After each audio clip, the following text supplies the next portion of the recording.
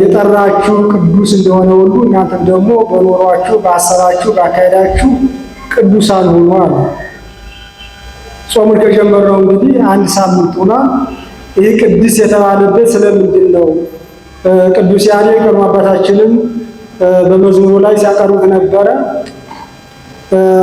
8 ሳምንታት አሉ። ከስምንቱ ደግሞ በሚገባ አድርጎ እስከነ ትርጉማቸውን ያስቀመጣቸው ዘወረደ፣ ቅድስት፣ ምኩራብ፣ መጻጉዕ፣ ደብረ ዘይት፣ ገብርኄር፣ ኒቆዲሞስ፣ ሆሳዕና እያለ በሚገባ አድርጎ ጾመ ድጓውን ወይም ደግሞ ድጓውን ከወንጌሉ ጋር ከመልእክታቱ ጋር ከምስራኩ ጋር እያገናኘ ቅዱስ ያሬድ ከፋፍሎን ያስቀመጣቸው። ግን አሁን ያለፈውን ዘወረደ ካለ ይኸኛውን ደግሞ ቅድስት የተባለበት ምክንያት ለምንድን ነው የሚለውን እናያለን። ቅድስት የተባለበት ምክንያት ጌታችን ኢየሱስ ክርስቶስ 40 ቀን 40 መዓልት ነው የጾመው። ሌሎቹ አጽዋማት ግን የወዲያኛው ከሆሳዕና ያለው ሕማማት ነው። ስለ ጌታችን ስለ ሕማማቱ የሚነገር፣ ያለፈው ደግሞ ስለ ዕርቃ ስለ ዘወረደ ወይም ደግሞ ጌታችን ክርስቶስ ስለ መውረዱ ነው ባለፈው የተማረው። ይሄኛው ግን ቅድስት ተብሎ ይጠራል። ይህ ቅድስት የሚለው ቀደሰ ካለው የወጣ ግስ ነው። ቀደሰ አከበረ፣ ቀደሰ ለየ፣ ቀደሰ መረጠ፣ ቀደሰ አጸና፣ ቀደሰ አነጻ ይላል። እመቤታችንን ቅድስት ይላታል። ቅድስት ይላል ንጽሕት፣ ክብርት፣ ልዕልት ይላታል፣ ልዩ ይላታል እና በሴት አንቀጽ ነው ይህኛው ቅዱስ የተቀመጠው። የተለየች፣ የተከበረች፣ የጸናች፣ የነጻች፣ ልዩ የሆነች ማለት ነው። ጌታችን ክርስቶስ ለይቶ ያከበራት፣ ለይቶ የመረጣት፣ ለይቶ ያነጻት፣ ለይቶ ያጸናት ዕለት ስለሆነች ቅድስት ተብላ ትጠራለች። ይህኛውን ቅዱስ ገብርኤል ሲወሰደው ከሌዋውያን 19 ከቁጥር 2 ያለው እና ምንድን ያለው ጌታችን ክርስቶስ ሙሴን ሲያዘው የእስራኤል ማህበር ሁሉ እኔ ቅዱስ እንደሆንኩ ቅዱሳን ሆኑ በላቸው፣ እናት አባቱን ይፍራ፣ ሰንበትን ጠብቁ በላቸው ብሎ ትእዛዝ አዝዞታል። እንዲያው በኦሪት እንኳ ስንመለከት ቅዱሳን የተባሉ ሌዋውያን ነበሩ፣ መቅደስን የሚያገለግሉ ከቅዱሳን ወይም ደግሞ ከመቅደስ የማይለዩ ሁልጊዜ በዛ ላይ የሚኖሩ ሌዋውያን ስለነበሩ ራሳችሁን እኔ ቅዱስ ነኝ ማለቱ እኔ የተለየው ነኝ፣ የተከበርኩ ነኝ፣ እንደዚህ ደግሞ እናንተ ደግሞ በሕይወታችሁ በኑሯችሁ በሐሳባችሁ ባካሄዳችሁ ቅዱሳን ሁኑ። ምዕራፍ 11 ቁጥር 44 ላይ ሰውነታችሁን ቀድሱ ቅዱሳንም ሁኑ እኔ እግዚአብሔር ቅዱስ ነኝና እያለ የማይበት ርኩሳን እንዳሉ ነግሮናል። ስለዚህ ቅዱስ ስንል ርኩስ ነገር አለ ማለት ነው። ርኩስ ነገር አለና እግዚአብሔር አምላካችን የተናገረውን ቅዱስ ጴጥሮስ ደግሞ በሮማ ሀገር በሚኖርበት ጊዜ በዛ የነበሩ ሰዎች እንዲያው ምንድን ነው ብለው ወደ ቀድሞ ምኞታችሁ የቀድሞ ምኞታችሁን አትከተሉ ይላል።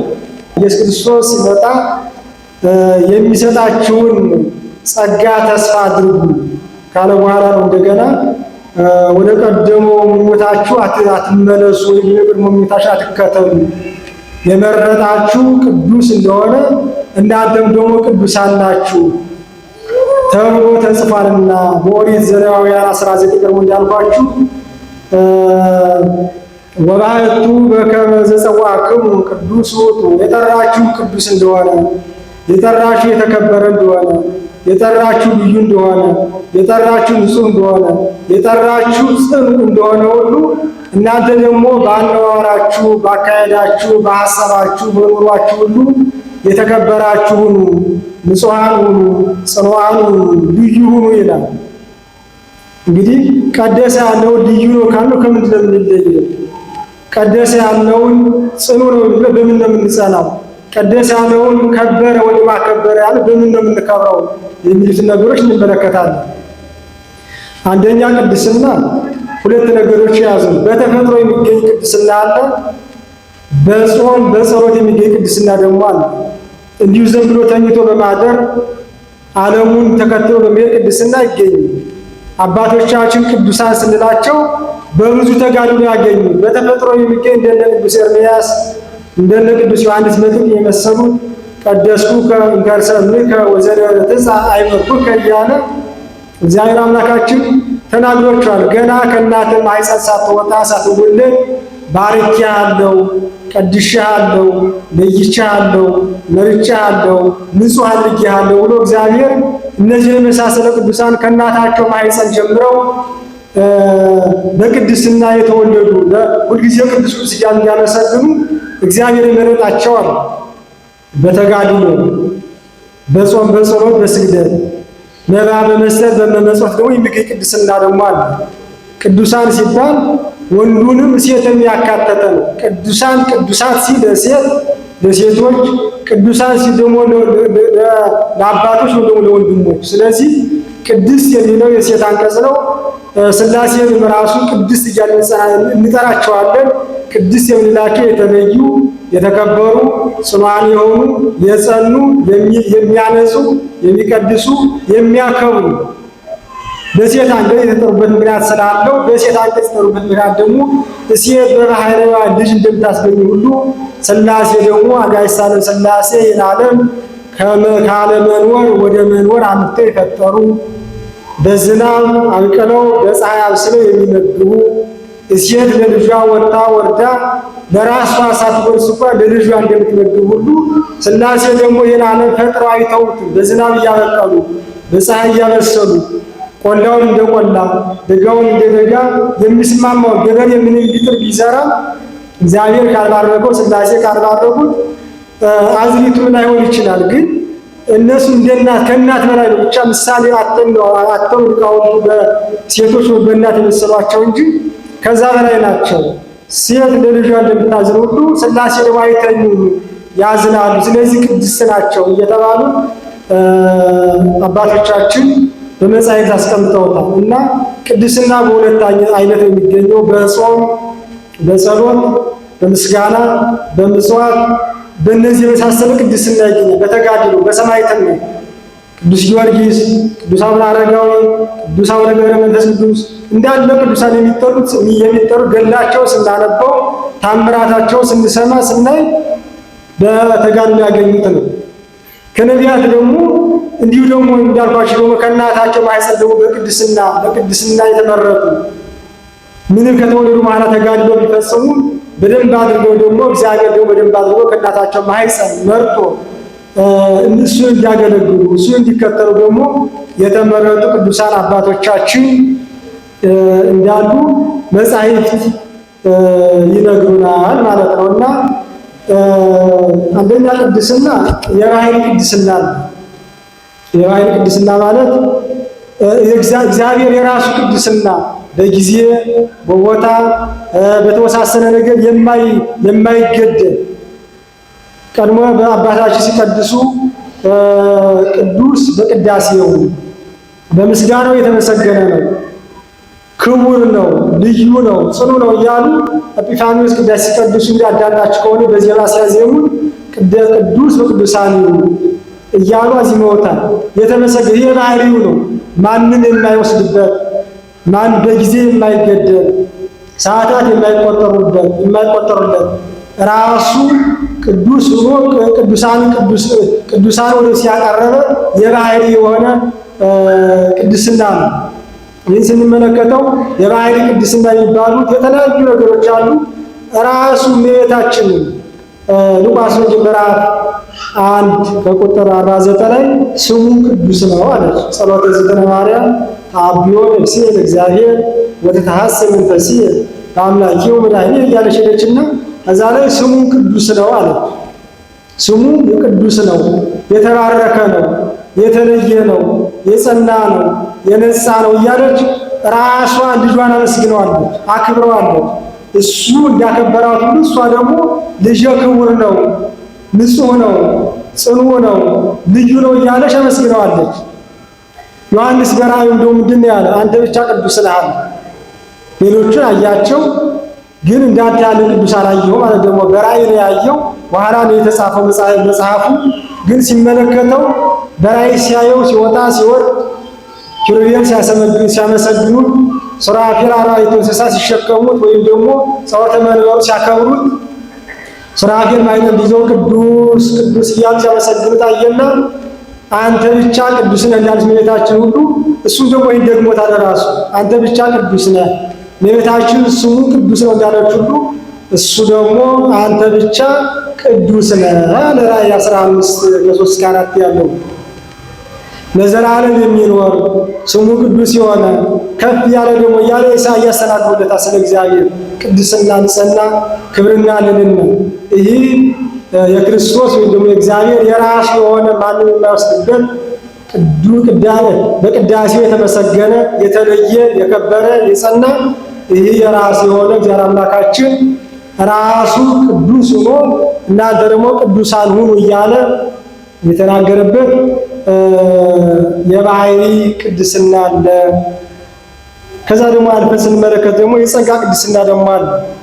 በጸጋ የሚሰጥ እግዚአብሔር ራሱ የሰጠን ከእግዚአብሔር የሚገኝ እንዳልኳችሁ ኤርምያስ እነ ቅዱስ ኤርምያስ ወደ ቅዱስ ዮሐንስ መጥምቅ እግዚአብሔር በማኅፀናቸው ማነው በእናታቸው ማኅፀን ያከበራቸው የለያቸው የጸጋ ቅድስና ተቀብለዋል። እንዲሁ ደግሞ በስጦታ ደግሞ የሚሰጥ ጸጋ ማለት ቅድስና አለ። ካከበር ነው እንከብርበታለን፣ ካላከበር ደግሞ የሚወሰድ ነው የቅድስና ግን እንደ እግዚአብሔር የባህሪው አይደለም። እግዚአብሔር የራሱ የሆነ የራሱ ማንም የማይወስድበት ጊዜ የማይገድበው በጊዜ የማይገደብ ቅድስና ነው። የጸጋው ቅድስና ግን እግዚአብሔር ለወደዳቸው ቅዱሳን የሚሰጣቸው ምንድነው ያለ? እኔ እግዚአብሔር አምላካችሁ ቅዱስ ነኝና እናንተም ቅዱሳን ሁኑ ያለ ዘሌዋውያን ለሙሴን አስጠንቅቆ ነው የተናገረው። ንገራቸው ከ12ቱ ነገድ አንዱን ነገድ በመቅደሴ እንዲኖሩ ሕዝቡን እንዲያገለግሉ በቅድስና እንዲኖሩ በንጽሕና እንዲኖሩ ከብሮ እንዲኖሩ።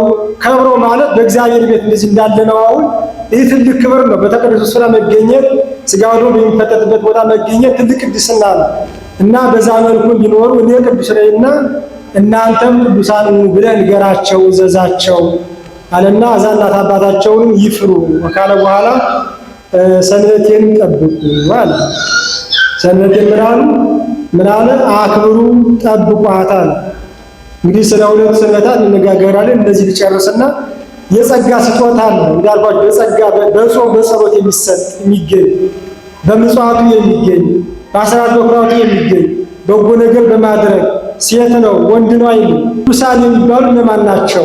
ቅድስና የሚለውን እንግዲህ በሰባት አይነቶች አባቶች ታስቀምጠውታል። አንደኛ እግዚአብሔር ራሱ ቅዱስ ስለሆነ ቦታዎችም ቅዱሳን ይባላሉ። ወይም ቅዱሳን ዕለታት አሉ፣ ቅዱሳን መጻሕፍት አሉ፣ ቅዱሳን መላእክት አሉ፣ ቅዱሳን ስዕላት አሉ፣ ንዋየ ቅድሳት አሉ።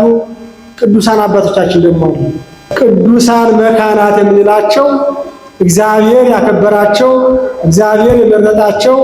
ለምሳሌ ሙሴን ስንመለከት በደብረ ሲና በነበረበት ወራት እንዲህ ያለው ፍታ ቶታና ሳኒከ ንገሪከ እስመ ዘትከይዳ ቅድስት ይእቲ እያለ ምድሪቱ የተቀደሰች ናት፣ ጫማን ከእግርህ አውልቅ፣ ተራራው የተቀደሰ ነው አለ። አውልቅ አለው እግዚአብሔር፣ ከእግርህ አውልቅ አለው። ዘጸአት 3:5 ላይ ሙሴ እየገሰገሰ ሲጠራ ወደ ደብረ ሲና ሲወጣ 10 ቃላት ለመቀበል ትእዛዙን ለመፈጸም በሚሄድበት ጊዜ እስከነ ጫማው ነበር የሚጓዝ ነበር እና የዛን ጊዜ ምን አለው? እቺ ተራራ ቅድስት ናትና ጫማን ከእግር አውልቅ አለው። ጌታ ስለ ጫማ አስቸግሮት አይደለም፣ ግን ሙሴ በልቡናው የያዘው ነበር። አንደኛ ከአማቱ የተማረው የማይረባ ትምህርት ስለነበረ ያንተውና ወደ የምትቀርብ ከሆነ እኔ ያለሁበት ቅዱስ ስለሆንኩኝ ቦታው የተቀደሰ ስለሆነ ከልቡና ያስከውን ቂም በቀልን አውጣ፣ ክፉ ነገር በልብ ይዛል፣ ይህን አውልቅና ና አለው። ስለ ጫማ አይደለም፣ ግን በጫማ መስሎ የተናገረው። እዛ በኋላ ሙሴ ከእግሩ ጫማውን አወለቀና ወደ ተቀደሰ ስፍራ ገሰገሰ ይላል እና 7 የእሳት መጋረጃ አለ። 6ቱን አልፎ ከ7ቱ ፊቱን አዙሮ ቆመ ይላል። ብርሃነ መለኮቱ ግልጥ ሲያደርግበት ደነገጠ፣ ፈራ ይላል። እና የተቀደሱ ቦታዎች አሉ። ለምሳሌ ያለንበት ቦታ ቅዱስ ስለሆነ ነው ወደዚህ የመጣችሁ እንጂ ይህ ቦታው ከዚህ የተፋቁ ብዙ ቦታዎች አሉ በዓለማዊ ያሸበረቁ፣ ግን ቅዱስ ሥጋው የሚፈተትበት ክቡር ደሙ የሚቀዳበት ነፍስና ሥጋ ወይም ደግሞ ሥጋ ለነፍስ የምትገዛበት እግዚአብሔር ያከበረው ቦታ እስከሆነ ድረስ ይህ ቦታው ቅዱስ መካን ወይም ደግሞ ቅዱሳን መካኖች ቦታዎች ይላቸዋል። ለምሳሌ ገዳማት እነ ደብረ ሊባኖስ፣ እነ ዝቋላ፣ እነ ዋልድባ፣ እነ ማኅበረ ሥላሴ፣ እነ ደብረ ከብድ፣ እነዚህ የመሳሰሉ ቦታዎች ሁሉ ቤተክርስቲያን ያለሽበት ሥጋው ደሙ በነጠበበት፣ ሥጋው በተቆረሰበት፣ ቃለ እግዚአብሔር በተነገረበት፣ ታቦት ባረፈበት፣ ቅዳሴው የተቀደሰበት ሁሉ ይህ ቅዱስ ቦታ ይባላል። ቅዱስ ጴጥሮስ ምንድን ያለ ጌታ ኢየሱስ ክርስቶስ ብርሃነ መለኮቱን የገለጠበት ቦታ እኛም በቅዱስ ተራራ ከእሱ ጋር ነበርን ይላል። በደብረ ታቦር ጊዜ ሐዋርያት ወደ ጌታችን በሄዱበት ጊዜ በቅዱሱ ተራራ ይለዋል። ተራራው ቅዱስ ቦታ ይለዋል። ማን ስላለ? እግዚአብሔር አምላካችን ቅዱስ እግዚአብሔር ስላለ ቦታው ተቀደሰ፣ ከበረ። ለዚህ ነው እግዚአብሔር ያደረበት ሰው ሰውነቱ የተቀደሰ ከምን የተለየ ነው? ከኃጢአት። ሁለተኛው ስንመለከት ቅዱሳን ዕለታት ደግሞ አሉ። እግዚአብሔር ያልባረከው ቀን የለም። ግን ከዛ በጣም ደግሞ መርጦ ደግሞ ያከበራት ቀን አለ። ለሙሴ ምን ብሎታል? ከእሑድ እስከ ዓርብ ሲፈጥር ሰንብቶ ወአመሳቢት ዕለት አይረፈ እግዚአብሔር እምኩሉ ግብሩ።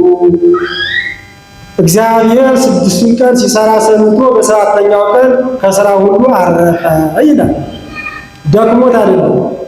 ያችን ቀን ግን አከበራት፣ መረጣት። 2 ሰንበታት አሉ። ሰንበተ አይሁድ አለች፣ ሰንበተ ክርስቲያን ዛሬ ያለንባት ዛሬ የምናከብራት። ሁለቱ ግን አሁን ባለንበትም ይከበራሉ። ያችኛይቱ ሰንበተ አይሁድ ወይ ደግሞ የኦሪት ሰንበት 10 ቃላት ጌታችን ክርስቶስ ለሙሴ ጽፎ ሲሰጠው ከ10 ቃላት አንዱ የሰንበትን ቀን ትቀድሰው ዘንድ አስብ አለ። ዘጸአት 28 ላይ ይህን ነው የምናከብረው። አስብ አለ። የዛን ጊዜ ቀዳሚት ዕለትን ነው። ቀዳሚት ዕለት እግዚአብሔር ከሁሉ ነገር ያረፈባት ስራውን ሰርቶ ከእሑድ እስከ ዓርብ የተፈጠረው ፍጥረታት ከፈጠረ በኋላ እረፍት አደረገ። ለምን? እኛ እንድናረፍባት። ማረፉስ በምንድን ነው? ከኃጢአት እንድንለይባት፣ ሰዎች የታመሙ እንድንጠይቅበት እንጂ ተኝተን እንድንውል አይደለም። ክርስቶስ በዛ ጊዜ ተኝቷል ዋለ። ግን ሰዎች በጎ ነገር እንዲሰሩበት ሁሉ ነገር ስራ አድርጎት ቢሆን ሰው ባላረፈ ነበር። አሁን ባላረፈም ነገሩ ግን እግዚአብሔር መርጦ ያከበራት ቀን እስከሆነ ድረስ ዕለተ ቀዳሚት እያልን ሰንበተ አይሁድ እያልን እናከብራታለን። በአይሁድ ዘንድ እግራቸውን ከዘረጉ አያጥፉ፣ ከተቀመጡ አይነሱም፣ የተዘጋ በር አይከፈትም፣ የተከፈተ አይዘጋም፣ ቁጭ ብለው ነው የሚውሉ። እኛ ግን ከእነሱ ለየት የሚያደርገን የታመመ በመጠየቅ የራበውን በማብላት ዝግሳ መጠን በመጾም በመጸለይ እናከብራታለን። አንድ ሰንበት። ሁለተኛይቱ ሰንበት ክርስቶስ ተአምራት ያደረገባት እስከሆነ ለምን የተጸነሰበት ቀን እንደገና ደግሞ የተነሳባት ቀን እስከሆነች ድረስ ሐዋርያት በጽርሐ ጽዮን ሳሉ መንፈስ ቅዱስ ወርዶ ምስጢር የገለጠባት ቀን እንደገና ደግሞ በምጽአት የሚመጣባት ቀን እስከሆነች ድረስ ሰንበት ተብላ ተከብራለች። እዚህ ቦታ ተሰብስቦ ቅዱስ ሥጋውን ክቡር ደሙን እየተቀበለ ሰው የሚገኝ ሰው ሰንበትን እያከበረ ነው። የእግዚአብሔር ትእዛዝ ደግሞ እየጠበቅን ነው ማለት ነው። ሁለቱ ዕለታት እነዚህን ይመስላሉ። ቅዱሳት መጻሕፍት የሚባሉ ደግሞ አሉ። ቅዱሳት መጻሕፍት የሚባሉ መጽሐፍ ቅዱስ በሙሉ ቅዱሳት ወይ ደግሞ ቅዱሳን ይባላሉ። ይህ ግን የሚሆነው የእግዚአብሔር ስም የተጻፈበት በጎ ነገር የሚገኝበት ነገር ከሆነ በደንብ አድርጎ ዶግማውን የጠበቀ ስመ እግዚአብሔር የተጻፈበት የቅዱሳን ታምራት ያለበት ሁሉ እነዚህ ሁሉ መጽሐፍ ቅዱስ እየተባሉ ይጠራሉ። እዛ ደግሞ ቅዱሳን መላእክት ይባላል። እንግዲህ ቅዱሳን መላእክት ደግሞ እንደምናያቸው እንደምናውቃቸው ቅዱስ ገብርኤል ለቅዱሳን ለጠቅላላ ሁሉ እነዚህ ቅዱሳን መላእክት እየተባሉ የሚጠሩ ናቸው። ቅዱሳት ስዕላት የምንላቸው ደግሞ የሚታያቸው ስዕላት ከእግዚአብሔር የተሰጣቸው ጸጋ ሰርተው ቀድሞ እንዳልኳችሁ ጾመው ጸልየው ሰግደው ሰው አሳምነው አጥምቀው አቆርበው ወደ እግዚአብሔር ያመጡት ቅዱሳን አባቶቻችን ዙሪያ የምታያቸው ቅዱሳት ስዕላት ነው የሚባሉት። ማን የሳላቸው? እግዚአብሔር በአርአያውና በአምሳሉ አዳም ፈጠረ ይላል። ከዛ ነው ስር የተጀመረው፣ ዝም ብሎ አይደለም። ትውፊት ያለው ከጥንት ጀምሮ እግዚአብሔር በምን መልክ እንፍጠር ሲል በአርአያችንና በአምሳላችን አድርገን እንፍጠር አለ። ፈጠረው አዳም። ከዛ በኋላ ደግሞ ሰሎሞን ቤተ መቅደሱን የሚያንጽበት የሚሰራበት ጊዜ ደግሞ ስዕሉን ደግሞ መቅደሱን ደግሞ አንቆጠቆጠው በስዕላት ይላል። ከዛ ይዘው ዛሬ ጸጋ የሰጣቸው ጸጋ ያደረባቸው ሰዎች ደግሞ እግዚአብሔር በሰጣቸው ጥበብ ደግሞ ቅዱሳት ስርዓት እየሳሉ ይገኛሉ ማለት ነው። መጨረሻው ግን ቅዱሳን ሰዎች ደግሞ እንዳልኳችሁ በእግዚአብሔር ቤት የኖሩ ቅዱሳን ሰዎች ዝም ብሎ አይሰጥም። አሁን ያሉ ፓትርያርኮች ወይ ደግሞ ቀድሞ የነበሩት ሁሉ ቅዱሳን የተባሉበት መስፈርት አለው። ምን ስላደረጉ ነው ቅዱሳን የተባሉበት የሚለው ከነ አቡነ ገብረ መንፈስ ቅዱስ ከነ አቡነ ተክለ ሃይማኖት ከሌሎቹ ቅዱሳን አባቶቻችን ቀጥለው ደግሞ ያሉት አባቶቻችን በሲኖዶስ ውስጥ የተቀመጠ መስፈርቱን አሟልተው በእድሜ የጠገቡ በጾም በጸሎት ተወስነው የኖሩ አባቶቻችን ደግሞ ቅዱስ ቤተክርስቲያን የቅድስና ማዕረግ ሰጥታ ቅዱሳን አባቶች ላይ ደግሞ ታስቀምጣለች እና እግዚአብሔር እንዲያድርብን እንዲቀድሰን እንዲባርከን እንዲያነጻን ከፈለግን ደግሞ እኛ በተቻለን መጠን ደግሞ እግዚአብሔርን በጸሎት እየጠየቅን ከኃጢአት መራቅ አለብን። ቅዱስ ለመባል ልዩ ለመባል አንዳንድ ሰው ስሙ ተሸክሞት ሊሆን ይችላል። ግን እንዳልኳችሁ ቅዱስ ከተባለ ርኩስ የሚባል ነገር አለ። ስለዚህ ቅዱስ እየተባለ የቅድስና ስራ የማይሰራ ከሆነ ሰው እንደ ይሁዳ ማለት ነው። ይሁዳ ማለት ታማኝ ነበር፣ ግን አልታመነ፣ ጌታውን የሸጠ። ስለዚህ ቅድስና ለማግኘት አንደኛ በጾም በጸሎት እግዚአብሔርን መጠየቅ፣ እግዚአብሔር ከመረጠው ደግሞ በእናት ማኅፀን ጀምሮ ለቤተ መቅደስ አገልጋይ የሚሆን እንደ ሌዋውያን የሚመረጡ ደግሞ ይኖራሉ። እነሱ ደግሞ አጽንተው ከያዙት ቅድስናው ሊኖር ይችላል። አባቶቻችን ከገቡበት ቦታ ለመግባት ከሆነ ሰንበትን ማክበር፣ የታመመ መጠየቅ፣ መተር ማስቀደስ፣ መጾም፣ መጸለይ፣ መስገድ፣ በምጽዋቱ በተሻለ መጠን ሰው የሚቀደሰው በተሻለ መጠን በተሰጠው ጸጋ በዛ ነው የሚቀደሰው የሚባረከው ከኃጢአት የሚለየው እና ሁላችንም የተሰጠን ጸጋ በደንብ አድርገን ማክበር መያዝ አለብን። ቅዱስ አምላክ የጾማት ጾም እስከሆነች ድረስ ከመብል ከመጠጥ አትብሉ አትጠጡ አይደለም። የሚበላበት የሚጠጣበት ግን መጠን አለው። በልቶ ጠጥቶ ሰውን መስደብ፣ በልቶ ጠጥቶ ሌላ ኃጢአት ወደ ፍትወት ወደ ዝሙት መሄድ ይህ ቅድስናን አይደለም። ቅድስናን ለማግኘት እንዲያው ከሃይማኖት ሰው እየወጣ ነው ያለ። ስለዚህ በምን ነው የምንለየው?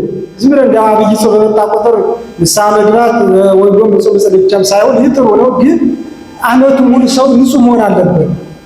እመቤታችን ንጽሕት ይላታል። ቅድስት ማለት ንጽሕት ናት። ከምን ነው የነጻችው? ከሐልዮ ከምን ከነቢብ ከምን ከገቢር። ሐልዮ ማለት ከማሰብ ከመናገር ከመፈጸም ንጽሕት ናት ይላል። አቀባበል አይቶት ከርሰማ ወይ ረብሸት በምንትን ዘፈጠረ እንጽውር ጽሩ የገብራ ድንግል በሊና ወድንግል ስጋ ይላታል እመቤታችን። ሰውን ግን ንጹህ ቢሉ ምናልባት ሰው ሴቶች ወይም ደግሞ ወንዶች ከገቢር ሊነጹ ይችላሉ፣ ከነቢብ ሊነጹ ይችላሉ፣ ከሐልዮ ግን አይነጹም። ማንኛውም ሰው ከማሰብ ንጹህ አይሆንም። በሐሳቡ ሊወጣ ይወርዳ ይችላል። ሰይጣን ፈታኝ ነው። ክርስቶስ ራሱ ተፈትኗል። እንደውም የዛሬው ጾም የፈተና ጾም ነው። ራሱ ክርስቶስ ተፈትኗል።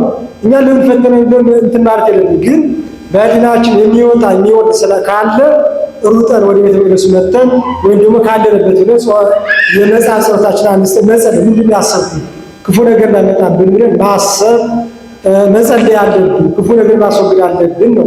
ክቡር የሚለው ደግሞ ቤታችን ክብርት ይላታል።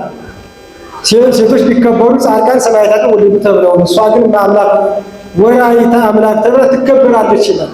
ልዩ ይላል። ከምን ነው የምንለየው? እንዳልኳችሁ አንደበታችን ከክፉ ነገር መለየት አለበት። እንዲሁ ዝም ብለን እየጾምን እየጸለይ ሰዎች የምንሰድብ ሰዎች የምናዋርድ ክፉ ሀሳብ ካለብን አልተለየንም ማለት ነው። አልተቀደስንም፣ አልተባረክንም። እግዚአብሔር እንዲባርከን እንዲለየን ከፈለግን ደግሞ መጀመሪያ እግዚአብሔርን በጾም በጸሎት ዝቅ ብለን ከለመንነው እግዚአብሔር ደግሞ ከፍ ያደርጋል። ከኃጢአት ሊለየን ከፈለግን ደግሞ በንጽህናውን መቅረብ አለብን። ንጽሕት ናት እመቤታችን ከዚህ ሁሉ እና ከብሮ ለመኖር ተቀድሶ ለመኖር ተለይቶ ለመኖር በንጽህና ለመኖር አንደኛው ጾም ጸሎት ይፈልጋል። ሁለተኛው ከእግዚአብሔር ስጦታ ይፈልጋል። እኛው ቅዳሴ አንድ ሰዓት ለማስቀደስ ወይ ለመቀደስ ቁጭ ብድግ እያለ ስግዱ ሲባል እየሰገድን ተነሱ ሲባል እየነሳን ጸሎተ ንስሐ ሲደግም እየተቀመጥን ነው። አንድ ሰው 7 ዓመት አይደለም 7 ሰዓት ሲቆም አይቆምም። እና እኛ ያደረግን ስራዎች በምን ነው የምንከበረው? በምን ነው የምንቀደሰው? እና መጽናት እግዚአብሔር እንድንጸና አድርገን እንዲቀደስ አድርገን እንዲከብር አድርገን ከኃጢአት እንድንለይ አድርገን ብለን መጸለይ ያለብን። እንግዲህ ችለት ቅድስናን ለመቀደስ ለመባረክ ከፈለግ የቅድስና ስራ እንስራ፣ የንጽህና ስራ እንስራ፣ የክብር ስራ እንስራ። ስጋዊ ሳይሆን ሰማያዊ፣ ጊዜያዊ ሳይሆን ዘላለማዊ፣ ምድራዊ ሳይሆን ሰማያዊ ነገር እያሰብን አምላካችንን መስለን ቅዱስ ነኝና እናንተ ቅዱሳን ሁኑ እንዳለው ሁሉ ቅዱሳን ሆነን እግዚአብሔርን አመስግነን ንስሐ ገብተን ሥጋውን ተቀብለን የመንግሥቱ ወራሽ እንድንሆን ለዘላለም ቆይ